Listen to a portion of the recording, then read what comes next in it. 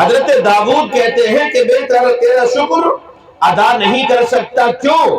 اس لیے کہ جو نعمتیں تو نے مجھے دی ہیں ان کے اوپر اگر میں شکر ادا کروں تو اس شکر کو ادا کرنے کی توفیق تو دے گا. جب شکر کو ادا کرنے کی توفیق تو دے گا تو میں شکر ادا کروں گا. تو چونکہ شکر کرنے کی توفیق تو نے دی ہے تو اس توفیق دینے کی وجہ سے اس کے اوپر ایک شکر اور واجب ہو گیا.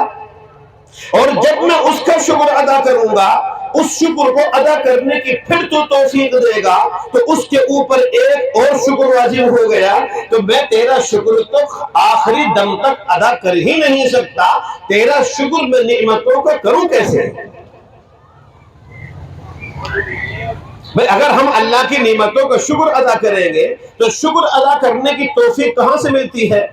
اللہ سے ملتی ہے نا.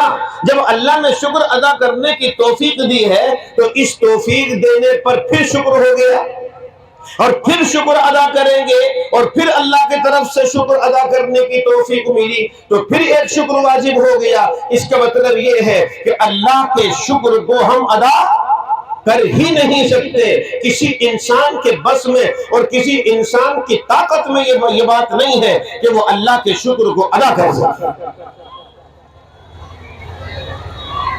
تو پھر ادا شکر کیسے ہوگا؟ کیسے ہوگا؟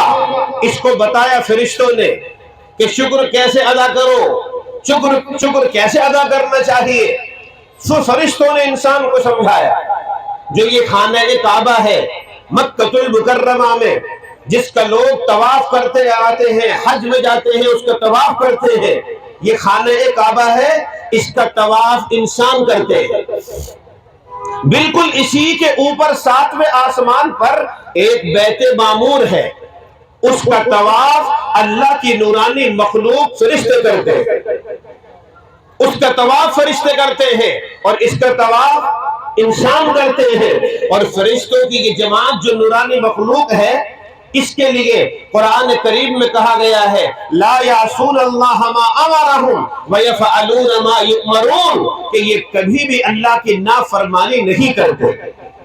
انسان تو نافرمانی کر دیا کرتا ہے لیکن فرشتوں کی نورانی مخلوق کبھی اللہ کی نافرمانی نہیں کرتی. اللہ نے فرشتوں کی کسی جماعت کو سجدے میں ڈالا ہوا ہے تو جب سے سجدے میں ڈالا ہے قیامت تک سجدے میں رہیں گے.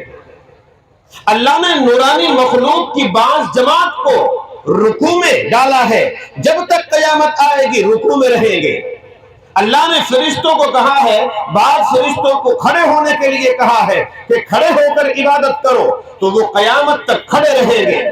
بعض فرشتوں کو اللہ تبارک و تعالیٰ نے اپنی تسبیح پر لگایا ہے تو وہ قیامت تک تسبیح کرتے رہیں گے. اس کے خلاف کوئی کرنے والا نہیں ہے.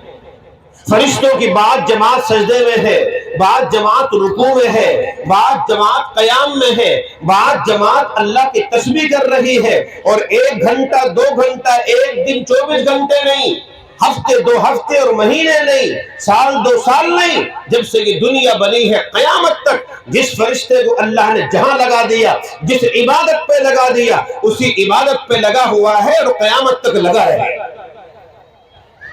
یہ بیت معمور جو 7ویں آسمان پر ہے اس کا چکر لگانے پر بھی بعض فرشتوں کو معمور کیا ہے کہ تمہیں اس کا چکر لگانا ہے. حدیث شریف میں ہے کہ اس بیت معمور کا چکر فرشتے لگاتے ہیں اور روزانہ 70,000 فرشتے. کتنے؟ روزانہ 70,000 فرشتے اس بیت معمور کا طواف کرتے ہیں. اور جس فرشتے کا ایک مرتبہ نمبر آ جاتا ہے کبھی تک بھی اس کا دوبارہ نمبر نہیں آتا. جس فرشتے کا ایک مرتبہ نمبر آ گیا پھر دوبارہ اس کا نمبر آنے والا نہیں ہے. اور روزانہ کتنے کرتے ہیں؟ 70,000 فرشتے اس کا طواف کرتے ہیں.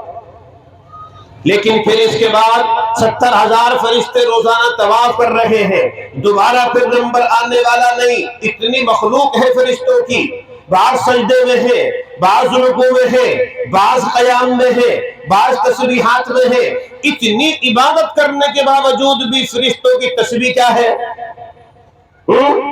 کوئی فرشتہ اس کے اوپر فخر نہیں کرتا جیسے ہم اپنے اوپر فخر کر جاتے ہیں.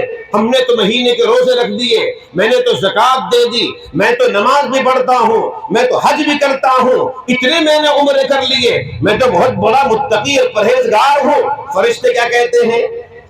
تم تو 5 وقت کی نماز پڑھتے ہو, تم تو سال بھر میں 1 حج کرتے ہو, تم پوری عمر میں 1 حج کرتے ہو, اور تم